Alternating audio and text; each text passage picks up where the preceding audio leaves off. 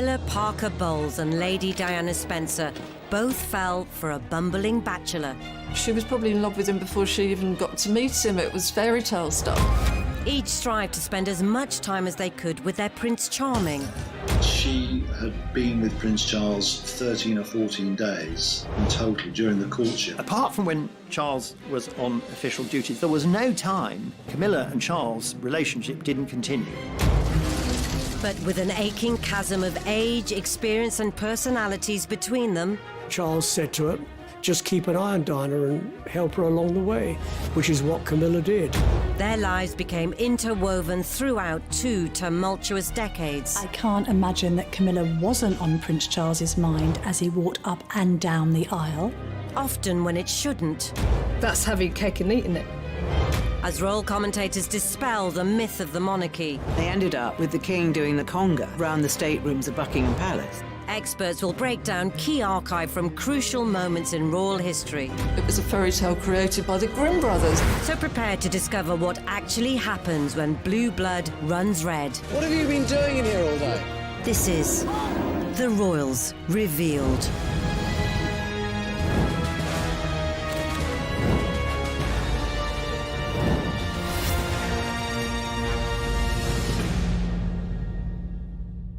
In this episode, we'll reveal how these two women who seemed worlds apart would become forever linked. Her school friend said of Camilla, she is pathologically ambitious. She will only marry a very rich, influential, powerful man. She wants to have fun. Whereas with Diana, you never got that sense that her main purpose in life was to have fun. Events would bring the most unlikely love triangle together. There were people who had colluded in what turned out to be the biggest con job that the British royal family had ever pulled on the nation. Everybody is emotionally engaged, but then there's this small distance around this one woman, Camilla. She's doing what I call meerkat body language. So you just get this lone woman looking up and just gazing very coldly, assessing her potential rival as she goes up the aisle. And how both women would go on to blow the monarchy wide open. "We are not in the business of hyping publications," was the only comment from Buckingham Palace this morning. Diana, her true story, looks certain to be on the way to the top of the bestsellers list. She felt that she was mischaracterised as this woman inside the royal family, and she wanted to express who she really was. The Camilla Gate tapes were virtually pornographic. I mean, for a member of the royal family to be saying the sort of things he says on the tape to a woman he was not married to was really extraordinary. But had the fuse already been set long before? Diana and Camilla are widely regarded as the epitome of chalk and cheese. There's often a comparison drawn between the type of person Diana was and the type of person Camilla is. Camilla was very down-to-earth, very jolly hockey sticks, smoked, drank, whereas Diana, she kind of thrived on the media coverage. It was pretty important to her. She was desperate to be noticed. There's this sense that Diana was regarded as very beautiful and alluring, whereas Camilla not as much. Camilla's quite a mothering influence, really, somebody with the confidence to buoy up and reassure Prince Charles, who's himself a very introspective, deep-thinking person. Diana, however, more of a fragile character in many regards. The love triangle began at the start of the 70s, when Charles was in his early 20s. Camilla used to go to the polo in the early 70s to follow her boyfriend, Andrew Parker Bowles, who was, at that stage, the great polo player of Great Britain. And Prince Charles, by comparison, was a very poor polo player. The young prince rides like a cowboy. In perfect coordination, lad and pony gallop goalward. Camilla was 16 months Charles's senior, and the young royal found her irresistible. He'd had a couple of relationships with girls after he'd come out of university, but he was sexually very inexperienced. The same cannot be said of Camilla. And I think that what he was looking for was someone to lead him up the golden path to happiness in the bedroom, and she did it for him. But fun in the bedroom wasn't their only shared passion. she loved the goons as well, so they had that in common. They had horses, they had humour, and if you've got a sense of humour in common, then you can go a long way with that. The thing about Camilla is she's not the sort of shy, retiring, innocent creature that Charles at some stage may have thought he should marry. She's free, she's easygoing, she's boisterous, she's fun, unfettered. And put her in a situation where she's coming across people who have to live a life that is drilled down, regimented, ordered, you have a script to live by. She's going to be dynamite to somebody like that. So whenever Charles mounted his trusty steed, Camilla would be right behind him. There was a queue of girls who wanted to become Prince Charles's girlfriend, but it was Camilla who got him. As well as their mutual appreciation for all things equine, Camilla Parker Bowles and Lady Diana Spencer both fell for a bumbling bachelor. She was probably in love with him before she even got to meet him. It was fairy tale stuff. Each strived to spend as much time as they could with their Prince Charming. She had been with Prince Charles 13 or 14 days in total during the courtship. Apart from when Charles was on official duty, there was no time Camilla and Charles' relationship didn't continue. But with an aching chasm of age, experience and personalities between them, Charles said to her, just keep an eye on Diana and help her along the way, which is what Camilla did. their lives became interwoven throughout 2 tumultuous decades. I can't imagine that Camilla wasn't on Prince Charles's mind as he walked up and down the aisle. Often when it shouldn't. That's having cake and eating it.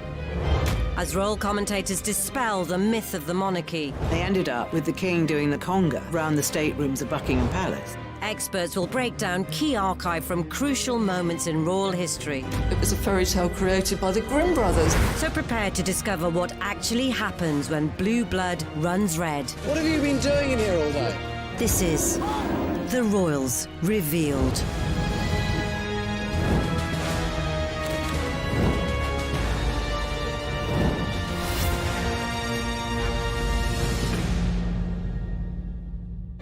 In this episode, we'll reveal how these two women who seemed worlds apart would become forever linked. Her school friend said of Camilla, she is pathologically ambitious. She will only marry a very rich, influential, powerful man. She wants to have fun. Whereas with Diana, you never got that sense that her main purpose in life was to have fun. Events would bring the most unlikely love triangle together. There were people who had colluded in what turned out to be the biggest con job that the British royal family had ever pulled on the nation. Everybody is emotionally engaged, but then there's this small distance around this one woman, Camilla. She's doing what I call meerkat body language. So you just get this lone woman looking up and just gazing very coldly, assessing her potential rival as she goes up the aisle. And how both women would go on to blow the monarchy wide open. We are not in the business of hyping publications, was the only comment from Buckingham Palace this morning. Diana, her true story, looks certain to be on the way to the top of the bestsellers list. She felt that she was mischaracterised as this woman inside the royal family, and she wanted to express who she really was. The Camilla Gate tapes were virtually pornographic. I mean, for a member of the royal family to be saying the sort of things he says on the tape to a woman he was not married to was really extraordinary. But had the fuse already been set long before? Diana and Camilla are widely regarded as the epitome of chalk and cheese.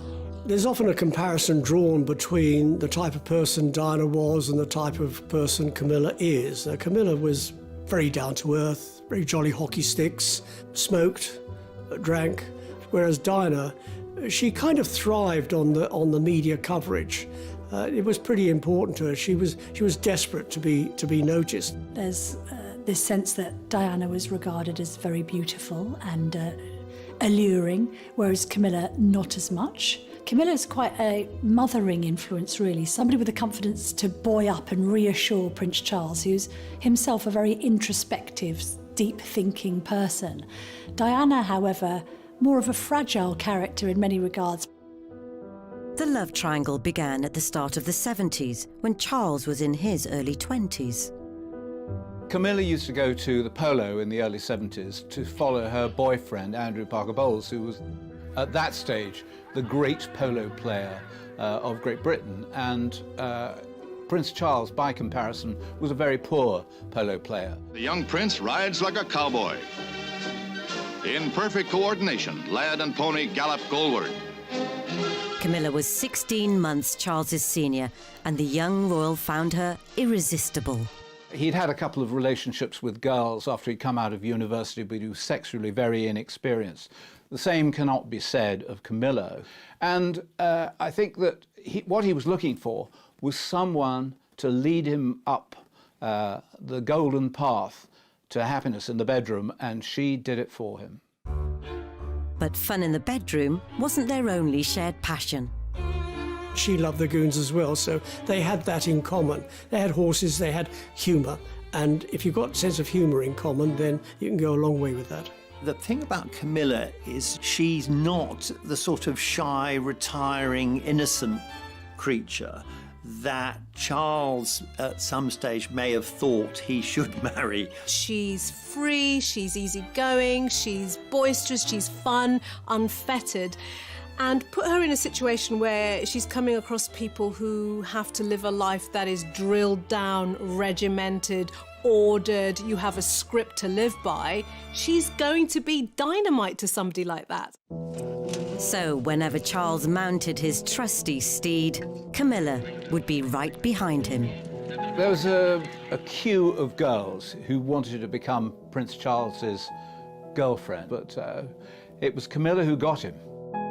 As well as their mutual appreciation for all things equine. They'd made an unlikely connection long before this famous snap was taken.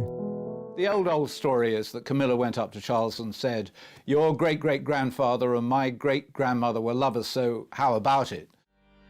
So was being a mistress Camilla's destiny? Her great-great-grandmother was Alice Keppel, who was Edward VII's favourite mistress. I think that Camilla had studied the way that her great-grandmother had gone about remaining part of the royal circle, and she followed suit. So it's like history repeating itself. Diana and Charles too had a close family connection, as Charles had romanced Diana's sister, Sarah Spencer.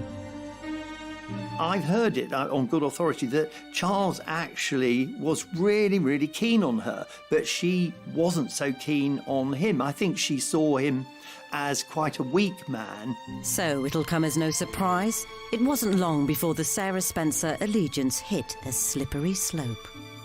She very famously said whether he was a dustman or the King of England, she wouldn't marry him. It may well be that that Charles moved on, as it were, to Diana because it was a sort of consolation prize. Had an idealised fascination with him. She had posters of him up on her wall. But the relationship between Camilla and Diana would become too close for comfort.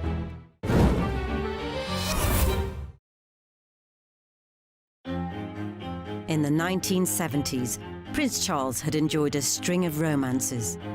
There were a lot of them. There were a lot of very attractive ladies on his arm, but none of them particularly serious. As the decade drew to a close, it was felt that any horsing around should be put to rest. And for Charles to find someone to bring some feminine delicacy to his stuffy solo exploits.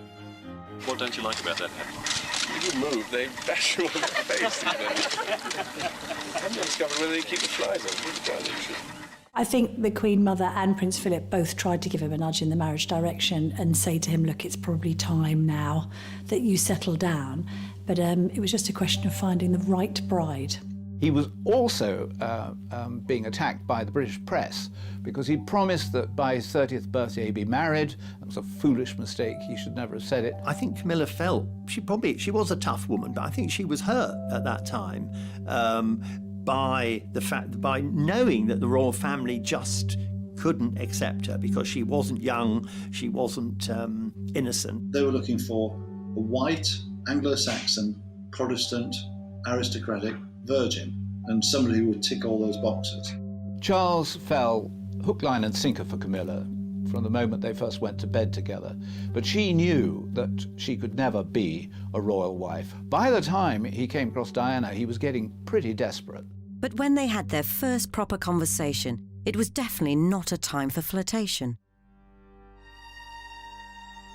It was just after the honorary uncle, Lord Mountbatten, had been assassinated by the IRA. And Diana said to him how awful this was and how difficult it must have been for him at the funeral.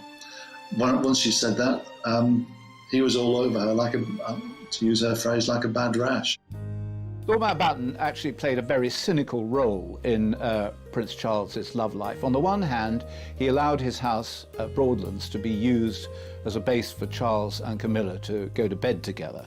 On the other hand, he was using it as a place where Charles could meet other girls in the hope that sooner or later one of them would stick. And he was determined, if he possibly could, to have a hand in queen making.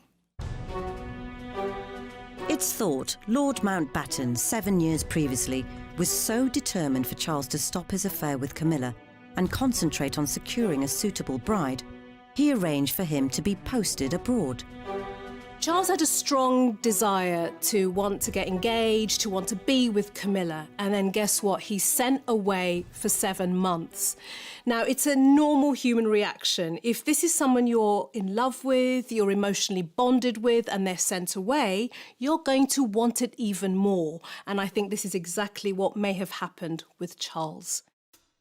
Whether royal strings were being pulled or not, while Charles was at sea, Camilla had married Andrew Parker Bowles, and as they moved into the 80s, the press were promoting a new potential princess.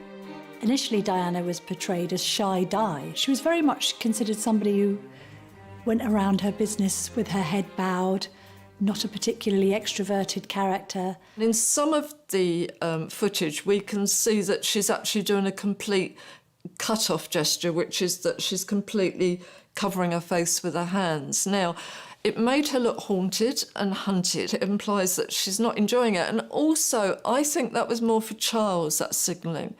That, look, I'm not vying for publicity, I'm not gloating about the fact that I might be the woman of your dreams. And also, I wouldn't mind a little bit of protection and looking after as well. I think she was trying to trigger that part of Charles's psyche that I don't think he ever had. Diana, the moment she burst onto the national scene, was seen as a perfect English rose, and she was seen as the perfect match for Prince Charles. Diana was also a virgin, and it was felt at the time that Charles should be marrying a virgin. The attractive, shy and innocent Diana may have been a suitable match for the firm, but perhaps not for Charles. At this point, Charles was doing what he became so good at. He would have won a medal for it if it was an Olympic sport, which was ignoring Diana. So he'd gone out with her and he's talking, I think, to Camilla's husband. And we can see Diana, she's just been left alone at that moment, even though he's standing next to her. And I think she does look fed up. Even when we saw her with him, we were seeing her alone. They never pitched up like a double act. Yet far from keeping his mistress and his betrothed separate, remarkably, many of Charles and Diana's early meetings came at the Parker Bowles estate in Wiltshire.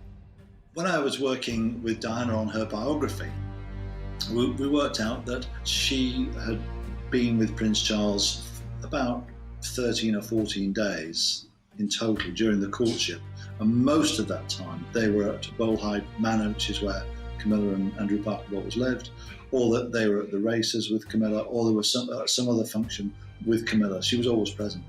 And I think there was a naivety around Diana's attitude towards the relationship between Charles and Camilla, that they were close friends, both from the kind of equestrian horsey set, had known each other for years. I don't think Diana realised that they were carrying on as lovers behind the scenes. I wonder whether this was Charles's attempt to integrate the two sides of his life, love and the intimacy with Camilla, and duty, marrying the virginal Diana.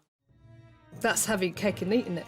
So yes, the wives, girlfriends, lovers would go and watch their other halves playing the game, and that's how they were kind of thrown together. And Camilla had been around the traps for quite some time, and Charles said to her, as one would to a friend, just keep an eye on Diana and help her along the way. When the two women are talking to one another, or at least Camilla seems to be communicating with Diana, the smile that she's wearing is so affectionate and maternal, which is really weird. So I find that kindly smile not nice, really. Funnily enough, I think that Camilla, more than anything, who was in on the secret, wanted Diana to be happy with Prince Charles. She was ready to step back, allow Diana to become the royal wife, although she wanted to remain the royal mistress.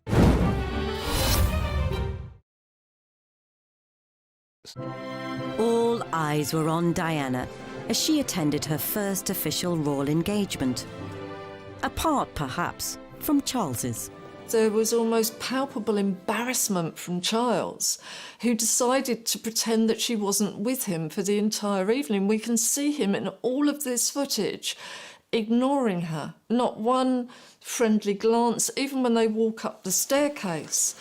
He just glances in case she might trip, but he even puts his hand in his pocket on the side that she's on, which is a rejection gesture. It's kind of, I'm not going to touch you, I'm not really with you.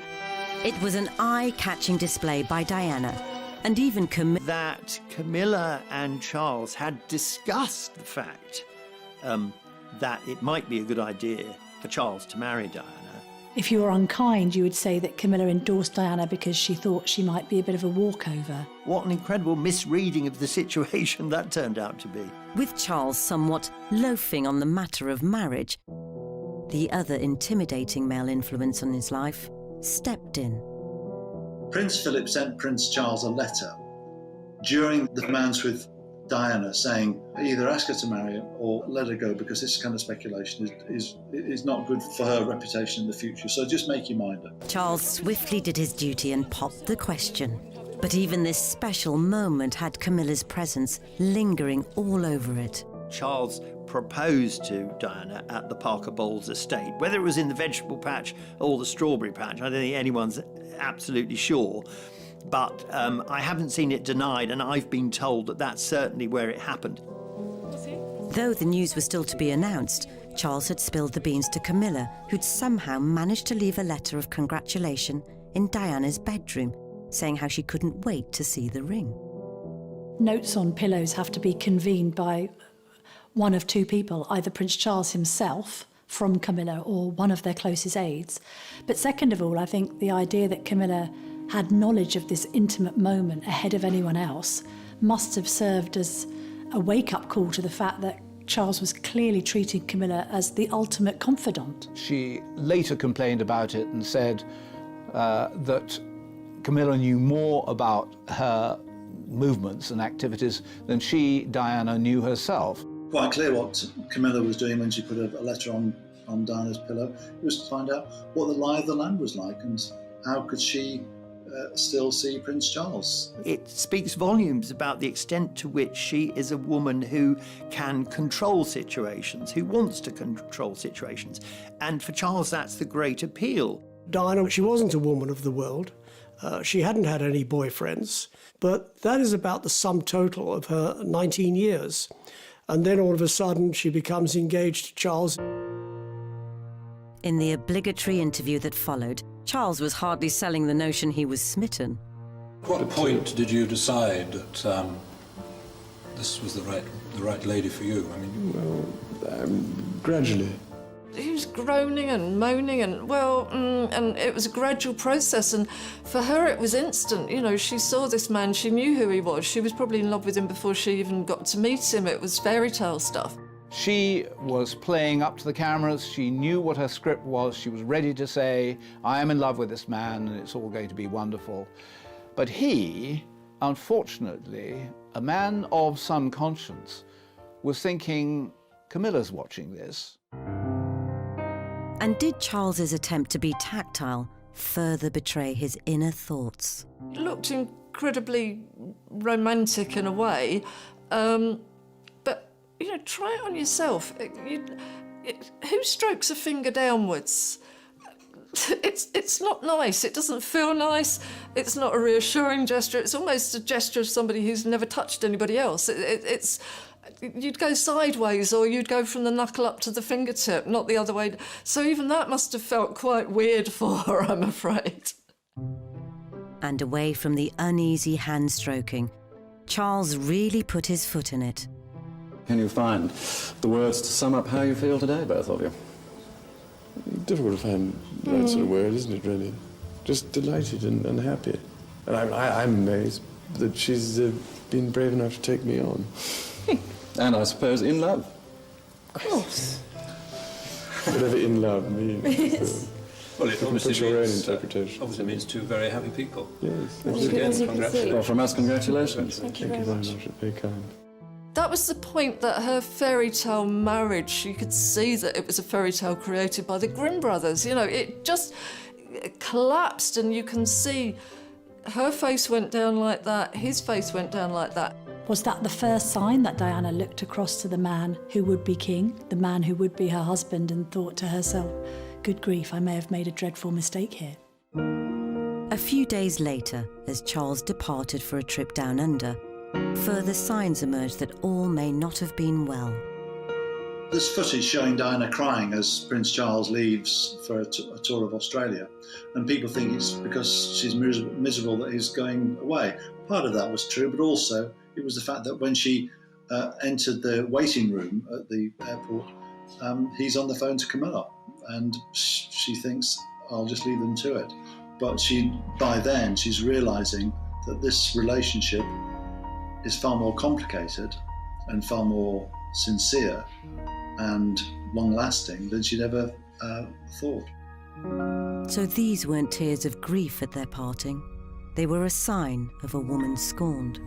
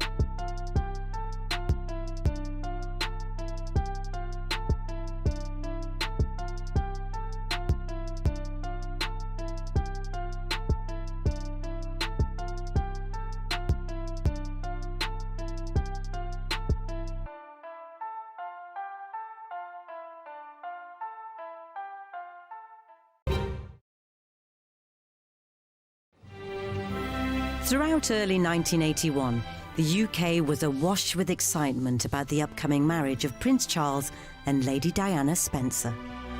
Why have you come here today? To try and get a glimpse of Diana and Charles. The nation was certainly gripped by wedding fever in the lead up to Charles and Diana's wedding, not least because it had followed the so-called Winter of Discontent. So to have something to celebrate at last in 1981, and also the making of this fairy tale with a proper fairy tale bride. But two people perhaps weren't in such high spirits, as Camilla strived to ascertain where she stood. Camilla and her other friends were assessing Diana, and Camilla is very intrigued to know whether Diana is going to hunt. And she says no, she's not. And so Camilla was relieved about that. And that really was the fact that it meant that she still had an avenue to see Prince Charles on a regular basis. Meanwhile, Diana's suspicions of Camilla were also on the rise. I think that Diana was feeling a bit tender and a bit sore and a bit neglected as well by Prince Charles because he was busy doing royal engagements. And then she comes across this bracelet that he ordered for Camilla. The discovery of the GF bracelet raised a lot of questions in Diana's mind. I think there was a sense that she knew automatically that it was for Camilla, found on Charles's assistant's desk as a present, really, a farewell present, if you like. But what did the GF stand for? Did it stand for Girl Friday, which suggested an intimate relationship between Charles and Camilla?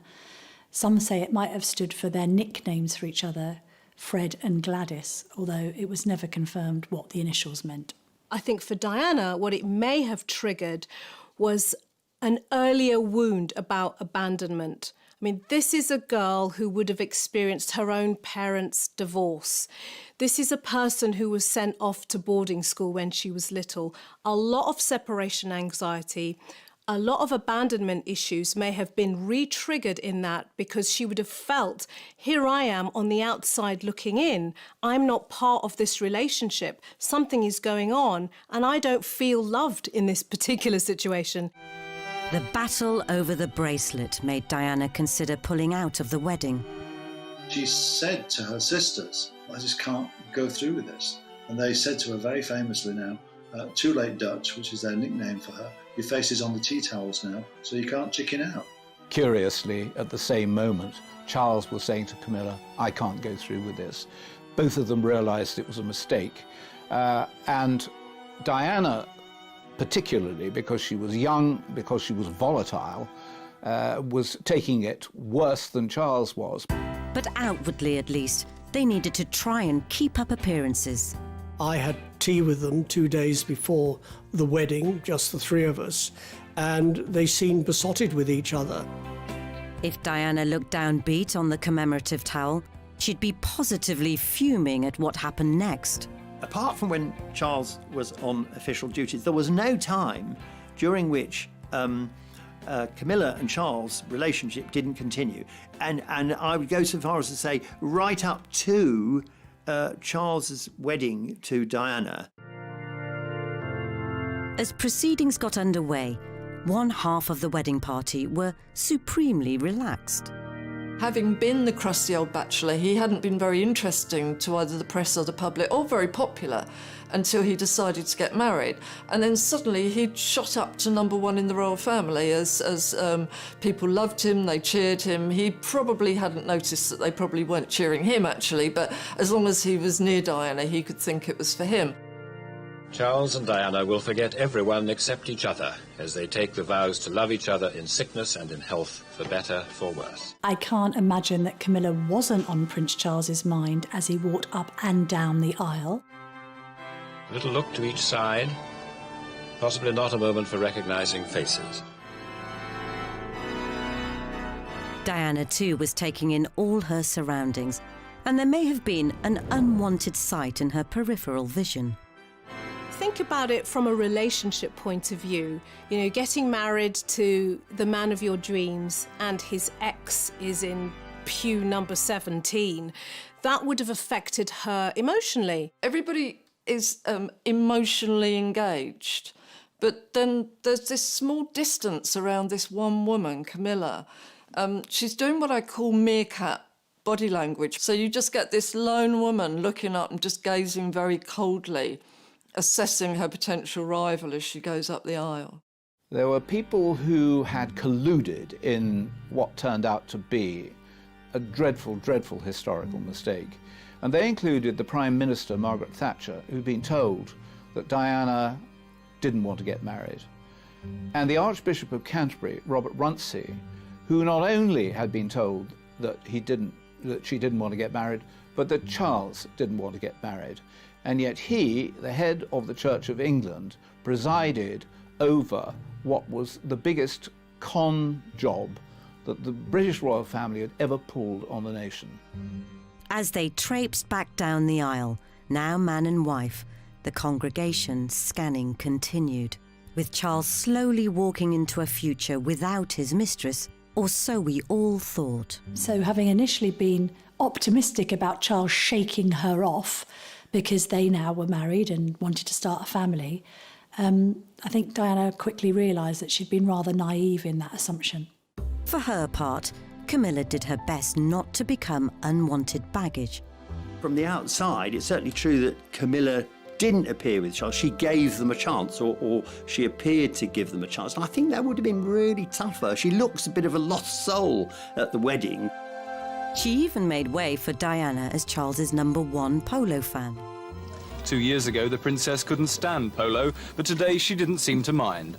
That's marriage for you. I think in the immediate aftermath of the wedding, things settled down and relations between Charles and Diana and the Parker Bowleses were cordial, because I think there was a degree of separation between Charles and Camilla, which meant that Diana could actually start to enjoy her marriage. I have spoken to people who know, and they insist that almost from the beginning, there was an unease between Charles and Diana. They had the children because they were under pressure to have children for dynastic reasons. It's a very difficult role, not only to be a wife to the heir to the throne, a mother to the heir and spare, but also to be a working royal and in support of the Queen. So he was pretty proud of her. But I suppose came the sort of mid to late 80s, the marriage wasn't going well. Whilst the press delighted in glimpses of the adorable cherubs in their matching outfits, being snapped on the school run every day was the least of Diana's concerns. I think that in those kinds of circles, the aristocracy and the royal family, there's an assumption that if it's not working, you can't get divorced. So you just build a separate life and you just turn a blind eye to the behaviour of your spouse. Diana, on the other hand, felt that marriage was for life, it was for love, and that she'd been sold a pup. Charles had rekindled his love affair with Camilla, urging his staff to go to great lengths to keep it stum. Royals don't go around by themselves. They've got a retinue of staff and an entourage. So when he used to duck in and out of the palace, aides used to nickname him the Prince of Darkness. Ironically, it seems the only time Diana could be sure she had Charles to herself were on official trips to the other side of the world. She's being left to walk behind, and she's being left very much to her own devices. He goes off with somebody else. She barely seems to have somebody with her. I think, again, he sees the crowds cheering and this is his moment. Suddenly he's Mr. Popular, and you can see he dives into the crowd because he thinks everybody suddenly loves him. He's the centre of attention. And Diana's just the sort of, the dessert. As much as Diana tried to block relations with Camilla, it was all in vain. I think it would have been incredibly difficult, as the relationship came under increasing strain, to put on quite the performance for the public, the cameras, the world media, and say, hey, we're a united front and a happy couple, when you know that inside there were probably resentments, arguments, anger, feelings of betrayal just boiling under the surface, and at times we have seen those things burst forth. And in February 1989, a decade of tension came to a head at the 40th birthday party of Camilla's sister, Annabel Elliot, which Diana turned up to unannounced. And I think she managed to corral Camilla into a room. And they have this rather terse interchange, during which time Diana says, "Leave my husband alone," and Camilla says words to the effect, "Well, you've got 2 lovely children. Why can't I have him?" Diana seemed to have been transformed from this shy teenager into a woman who was, paradoxically, a bit more like Camilla. She was tougher, and she decided she didn't want to put up with this anymore. She wasn't going to be the complacent wife. 1989 brought further humiliation as Camilla and Charles were pictured together in Turkey. Charles, throughout this, has made the mistake of believing that he, as Prince of Wales, could do more or less what he wanted to do, and that if he wanted to have a mistress, then so be it. But behind the vacant stairs, Diana had been secretly plotting with biographer Andrew Morton to get her story out. We are not in the business of hyping publications, was the only comment from Buckingham Palace this morning. Diana, her true story, looks certain to be on the way to the top of the bestsellers list. She felt that she was mischaracterised as this woman inside the royal family, and she wanted to express who she really was. The book would be like a grenade thrown into the heart of the monarchy. But was this Diana's way of dishing the dirt first, having foreknowledge she was soon to be caught in her own scandal? Her motivation, I think, was to get her retaliation in first, was to articulate her story before Prince Charles did. Squidgygate were conversations, intimate conversations that were recorded between Princess Diana and James Gilby, a very close friend, perhaps more than a friend, just discussing the difficulties that she was suffering in her life and her unhappiness. This added a new dimension. It suggested that perhaps Prince Charles wasn't the only one misbehaving in his marriage. And Camilla made a rare public statement, sympathising with the troubled couple. It was reported that she had acted in total ignorance of news of the breakdown of Charles and Diana's marriage and said that she knew no more than the average person on the street. Although, of course, that was later proved to be complete and utter nonsense. That proof came in the form of her own phone tape scandal, of salacious sweet nothings with the heir. The Camilla Gate tapes were virtually pornographic. I mean, for a member of the royal family to be saying the sort of things he says on the tape to a woman he was not married to was really extraordinary. The transcript of the alleged sexy talk first appeared in the Rupert Murdoch-owned Australian New Idea magazine, though the UK papers were unusually reticent to go full guns blazing with the scoop. We have taken the decision today not to publish the full transcript of the Camilla Gate tapes. A Murdoch-backed paper were the ones to finally break rank.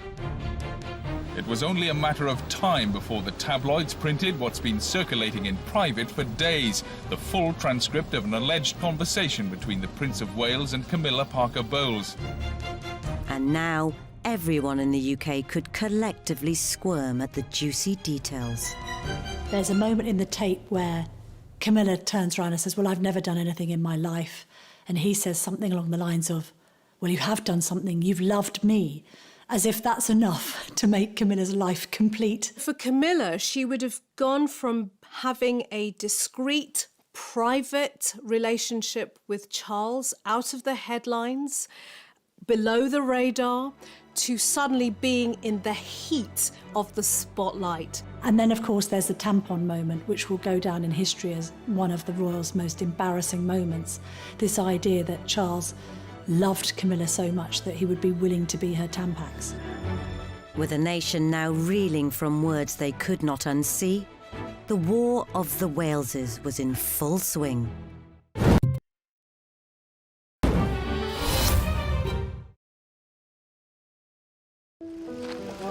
Princess Diana might have been a young and naive girl when she entered the royal family.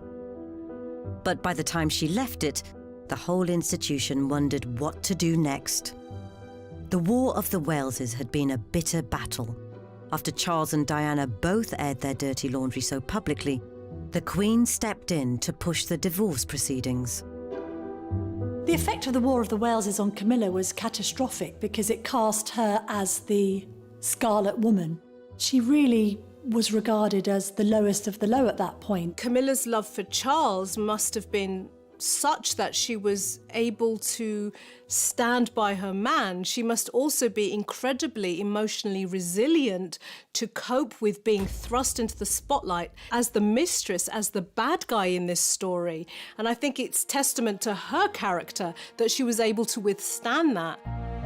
So, the woman with a love of hunting had become the hunted. With the media dispatched to a remote corner of Wiltshire, to the annoyance of Andrew Parker Bowles and a defiantly gesticulating Camilla. She was in great distress. The one thing you can say about Camilla is that she has an amazing backbone and that she was always going to be able to survive in a way that fragile Diana found it much more difficult to survive. But at that time, suddenly, Camilla became the victim, not Diana. And I think very wisely during the War of the Waleses, she realised that no good could possibly come of her trying to explain her position. The Parker Bowles' marriage was also left in tatters. They divorced in 1995, saying they no longer had anything in common. The spotlight which suddenly shone upon Charles and Camilla, you would think would put an end to the relationship, that frightened they would run away from it, that Charles would realise that his duty was to stay with his wife, Diana. In fact, what it did was it forged the bond between them and made their relationship that much stronger. By late August 1996, Charles and Diana had divorced. And the now officially unburdened heir began campaigning to turn the public perception of Camilla around. There are a number of strategic errors made by both Charles and his supporting team during the following years. And something, I think, which the Queen felt very uncomfortable about. I think that she thought that it would be much better if they maintained separate lives, separate houses, of course continue their relationship. She understood that relationship, but I think she wanted nothing that was going to rock the royal boat. To her credit, Camilla never went on the offensive. I think it is commendable that Camilla never really fought back. Camilla, over the years, has sacrificed so much for the love of Prince Charles, really. She could have gone out all guns blazing. She decided to take a step back and just accept her fate. Meanwhile, Diana had started dating Dodi Al-Fayed. As the Camilla charm offensive seemed to be softening the public perception, if perhaps not gaining universal acclaim. Would you be happy one day for Camilla to be queen? No, I wouldn't. Do you think Camilla should be queen one day? No, I think that's going too far. 2 months later, tragedy struck. Just to confirm the news that Diana, Princess of Wales, has died in a car accident in Paris, which also killed her companion, Dodi Fayed. And as a nation grieved, Camilla was forced back into hiding. There had been, in the moments before Diana died, an assumption by the British public that Camilla was now the non-negotiable part of Charles's life. But the moment that Diana died, she suddenly became, again, public enemy number one. The couple had to wait a further 2 years before the time was deemed right for their first official outing, and Camilla's sister's 50th birthday bash at the Ritz. The Prince of Wales and Camilla Parker Bowles seen together in public quite clearly. No secret about their relationship now, none possible at all. The photograph that people have waited so long, the picture that people have waited so long to see. There was always going to be a huge response to Charles and Camilla's first outing at the Ritz, because this was putting Camilla on an official footing alongside a future king, basically saying to the world, you might not like it, you might not like her, this is the woman I love, and this is a woman I see in my future. It was well known at this time that the reason Charles hadn't married Camilla in the first place wasn't that he didn't want to, it was the royal family interfering. To mark the occasion, Camilla wore a necklace which was owned by her great-grandmother and the favourite mistress of Edward VII, Alice Keppel. Oh, Camilla's a very clever girl. She always wore that Alice Keppel necklace, if she possibly could, just as a reminder that she had every right to be a royal mistress and maybe a royal wife as much as anybody else. Having been the most hated woman on the planet, it was always going to be a slow sell, but Camilla wasn't going anywhere. Her stoic determination finally won over the Queen, and against all the odds, she married Charles in 2005.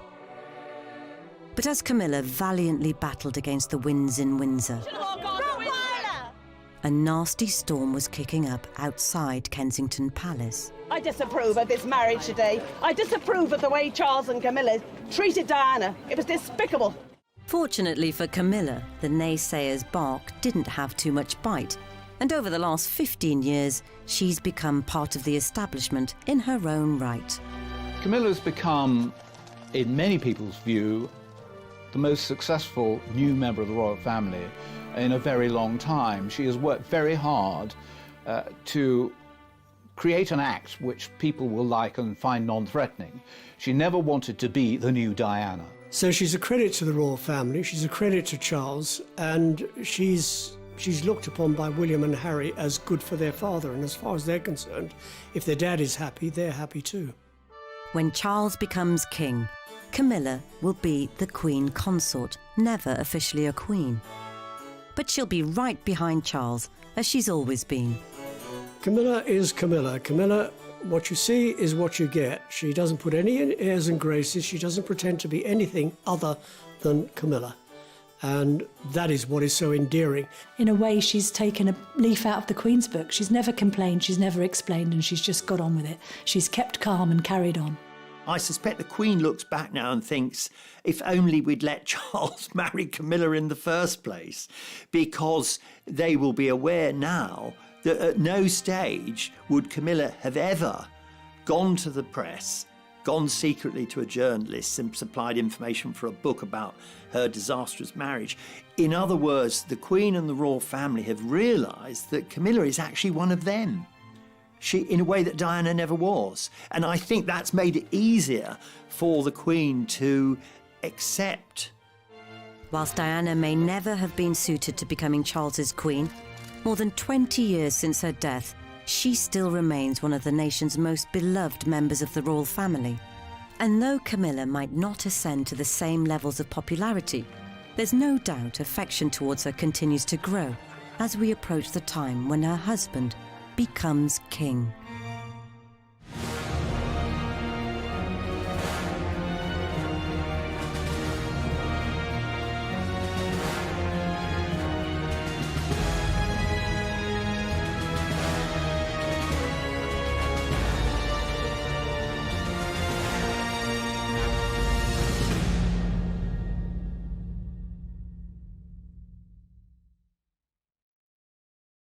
They had that in common. They had horses, they had humour. And if you've got a sense of humour in common, then you can go a long way with that. The thing about Camilla is she's not the sort of shy, retiring, innocent creature that Charles at some stage may have thought he should marry. She's free, she's easygoing, she's boisterous, she's fun, unfettered. And put her in a situation where she's coming across people who have to live a life that is drilled down, regimented, ordered, you have a script to live by. She's going to be dynamite to somebody like that. So whenever Charles mounted his trusty steed, Camilla would be right behind him. There was a queue of girls who wanted to become Prince Charles's girlfriend, but it was Camilla who got him. As well as their mutual appreciation for all things equine.